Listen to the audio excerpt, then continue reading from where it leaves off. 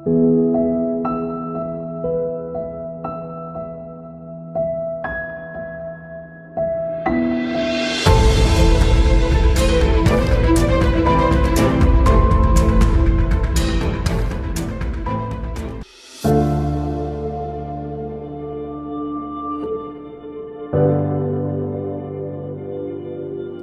சுவிட்சும் ஆனில் இருக்குது.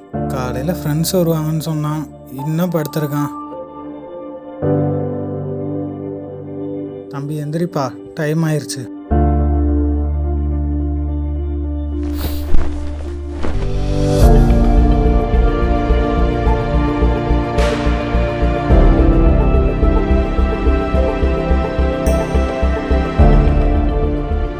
தம்பி ஃப்ரெண்ட்ஸ் வரத்துக்குள்ளே போய் குளிச்சுட்டு வாப்பா.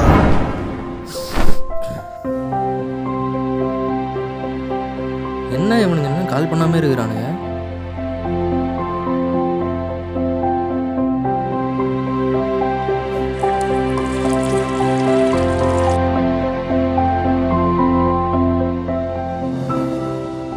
சரி, நம்மளே கால் பண்ணுவோம்.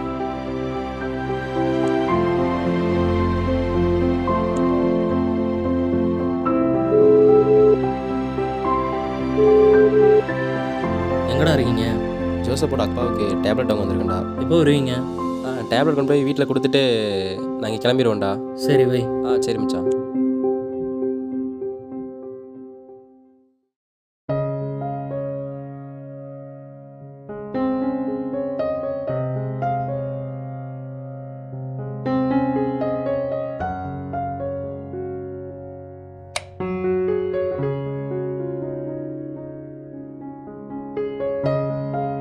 எதுக்கு எடுத்தாலும் கரண்ட் ஆஃப் பண்ணுறாங்க.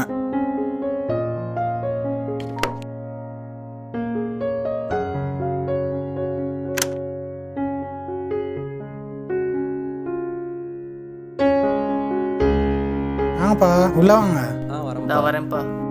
நல்லா இருக்கீங்களாப்பா? நல்லா இருக்கேன்ப்பா. வீட்டில் எல்லாம் நல்லா இருக்காங்களா?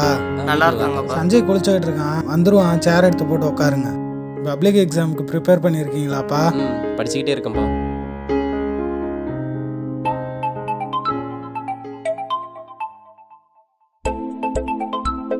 சொல்லுங்க அமுதவாணன், இன்னைக்கு ஹியரிங்லாம் எப்படி போச்சு? 26ஆம் தேதி வழக்கை ஒத்தி வச்சிருக்காங்க. கேஸ் விஷயமா நம்ம பசங்களை மீட் பண்ணணும். கண்டிப்பா. இந்த ஆகாவளி நம்மள வர சொல்லிட்டு குளிக்க போயிருக்கு. எப்படா வந்தீங்க? இப்போதான் மச்சான் வந்தோம். இந்த வாரம் சண்டே 24 நம்ம மீட் பண்ணலாம். நம்ம பசங்களுக்கு இன்ஃபார்ம் பண்ணிடு. Okay okay Ashad, bye. Okay bye. ஐயோ, ஃபோனை வச்சிட்டாரா? இனிமேல் ஆரம்பிச்சிருவாரு. என்ன கோர்ஸ் எடுத்து என்னப்பா படிக்க போற? நான் பிஎஸ்சி கம்ப்யூட்டர் சயின்ஸ் எடுத்து சாஃப்ட்வேர் இன்ஜினியர் ஆக போகிறேன்ப்பா. சரிப்பா. லோகேஷ், நீங்கள் என்னப்பா பண்ண போறீங்க? நான் அக்ரி எடுத்து விவசாயம் பண்ணலான்னு இருக்கேன்ப்பா. சூப்பர்ப்பா. சஞ்சய், நீ என்னப்பா பண்ண போற? என்ன பண்ணுறதுனே தெரியலப்பா, ஒரே குழப்பமாக இருக்குது. இதுலேருந்து எப்படி தப்பிக்கிறது? கரண்ட் வந்துருச்சு. சரி, இதுதான் சாக்கு. இப்போயே கேட்டுருவோம். அப்பா பசிக்குது, சாப்பிட போகலாமா? சரிப்பா, எல்லாம் சாப்பிட போவோம். சரிப்பா. தம்பி வாங்க, உள்ள வந்து உட்காருங்க.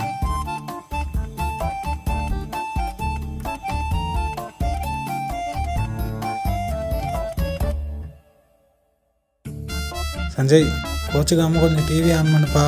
சரி வாப்பா.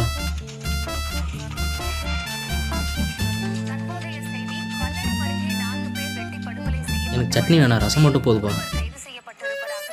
தண்ணி வேணும்பா. தேங்க்ஸ்ப்பா. குழம்பு என்ன ஊற்றிக்கோங்கப்பா. ஓகே அப்பா. சாப்பாடு சூப்பராக இருந்துச்சுப்பா. தேங்க்ஸ்ப்பா. இதில் பாதி வேலை என்னோடது.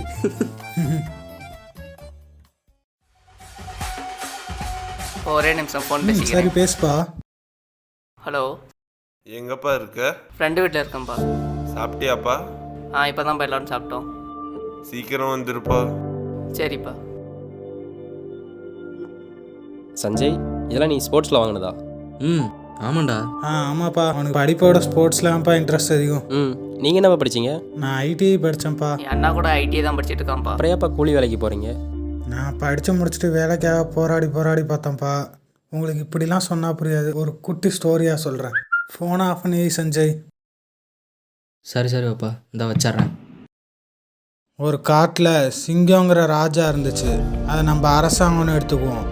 மான் கூட்டம் ஒன்று இருந்துச்சு, அதை ஐடிஐ சிவில் ஸ்டூடெண்ட்ஸ்னு வச்சுக்குவோம். கழுதைப்புலி கூட்டம் ஒன்று இருந்துச்சு, அதை டிப்ளமா சிவில் ஸ்டூடெண்ட்ஸ்னு வச்சுக்குவோம். புலி கூட்டம் ஒன்று இருந்துச்சு, அதை பிஇ சிவில் ஸ்டூடெண்ட்ஸ்னு வச்சுக்குவோம். மூணும் தன்னோட பசிக்காக உணவை தேடி காட்டுக்குள்ளே போச்சு. புலிக்கு சாப்பாடு பத்தாததுனால கழுதை புலியோட சாப்பாடை எடுத்து சாப்பிட்டுச்சு. கழுதை புலிக்கு சாப்பாடு பத்தாததுனால மானோட சாப்பாடை எடுத்து சாப்பிட்டுச்சு. மான் போய் சிங்கத்துக்கிட்ட முறையிட்டுச்சு. சிங்கம் இந்த மாதிரி சின்ன பிரச்சனையெல்லாம் என்கிட்ட கொண்டு வராத அப்படின்னு சொல்லி அலட்சியமாக்கிருச்சு. சிங்கம் காட்டை சுற்றி பார்க்க கிளம்ப மான் கூட்டத்தை காணோன்னு பக்கத்தில் இருக்க சிங்கத்துக்கிட்ட கேட்க, அந்த சிங்கம் பசியில் மான் கூட்டம்லாம் செத்துருச்சுன்னு சொல்ல, அதையும் கண்டுக்காமல் சிங்கம் காட்டை சுற்றி பார்க்க கிளம்பிருச்சு. நான் சொன்ன கதை உங்கள் எல்லாருக்கும் புரிஞ்சுதா? புரிஞ்சுப்பா. இதில் நாங்கள் தான்ப்பா மான் கூட்டம். வேலை கிடைக்காதனால தான் கூலி வேலைக்கு போகிறோம். என் கூட படித்த பசங்களும் இந்த மாதிரி தான் கூலி வேலைக்கு போகிறாங்க. அப்போயும் முயற்சியை கைவிடாமல் கேஸை போட்டு கேஸ் நடத்திக்கிட்டு தான் இருக்கோம். இப்போ வந்த கால் கூட கேஸ் சம்மந்தமாக தான் வந்துச்சு. இப்போல்லாம் படித்த படிப்புக்கே வேலை கிடைக்கிறது இல்லை. அதான் நானே விவசாயம் பண்ணலான்னு இருக்கேன்ப்பா. நீ எடுத்திருக்க முடிவு கரெக்டு தான் லோகேஷ். ஆனால் படித்தாதான் மதிப்பாங்க யாராக இருந்தாலும். அதனால படிப்பை மட்டும் நிறுத்திடாத. ஏமாப்பா இப்போல்லாம் நிறைய கொள்ளையாக நடக்குது. இதுக்கெல்லாம் காரணம் பணத்தை வேலை இல்லாதது, மக்களோட பேராசை தான் காரணம் ஜோசப். என்னடா அவன் வேலைன்னு வேலையை பற்றியே பேசுகிறான்னு யோசிக்காதீங்க. இதுதான் உண்மை. ஒருத்தனுக்கு வேலை இல்லைன்னா குடும்பத்தோட செலவுலாம் வராமல் இருக்காது. குடும்பத்தோட கஷ்டத்துக்காக என்ன வேலை கிடைச்சாலும் செய்யலாங்கிற மைண்ட் செட்டுக்கு தள்ளிடும் அவனோட லைஃபு. ஸ்ட்ரெஸ்ஸு டிப்ரெஷன் அப்போ அவனுக்கு அதிகமாக இருக்கும். எந்த வேலை கிடைச்சாலும் செய்யலாங்கிற மைண்ட் செட்டுக்கு அவன் வந்துடுவான். இப்போ நானே இருக்கேன். 2002லேருந்து 2010 வரைக்கும் ரொம்ப கஷ்டப்பட்டிருக்கேன். கேஸுக்காகவே அவ்வளோ செலவு பண்ணியிருக்கோம். அப்போ என்னோட அப்பா ரிட்டையர்ட் ஆகி பென்ஷனுக்காக அவ்வளோ போராடிக்கிட்டு இருந்தாங்க. கவர்மெண்ட் வேலையில் இருந்த அவங்களுக்கே இந்த நிலைமைனா என்ன மாதிரி கூலி வேலை விவசாயிகளோட நிலைமையெல்லாம் கேள்விக்குறி போட்டு முடிக்க வேண்டிதான். 2023 நடந்துகிட்டு இருக்கு. இது வரைக்கும் கஷ்டப்பட்டுக்கிட்டு தான் இருக்கேன். வாடகை வீடு எடுத்து கரண்ட்டு பில்லு கூட கட்ட முடியாத சுச்சுவேஷன்லாம் இருக்கும். ஆமாம். தக்காளி விலைலாம் கூட நீங்கள் மொபைலில் பார்த்துருப்பீங்கன்னு நினைக்கிறேன்.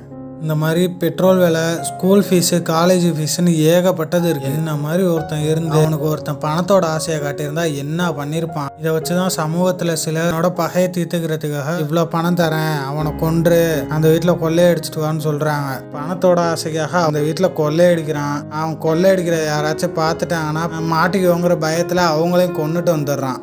இந்த மாதிரி தான் ஏகப்பட்ட கொலை நடக்குது. வேலை இல்லாதனால தான் இப்படிலாம் நடக்குது பாப்பா. அப்படி சொல்ல முடியாது சஞ்சய். வேலையில் இருக்க சிலரும் அவங்க வளரணுங்கிறதுக்காக இந்த மாதிரி பண்ணுறாங்க. இந்த சமூகத்தில் யாரும் மனுஷனை மதிக்கிறது இல்லை, பணத்தை தான் மதிக்கிறாங்க.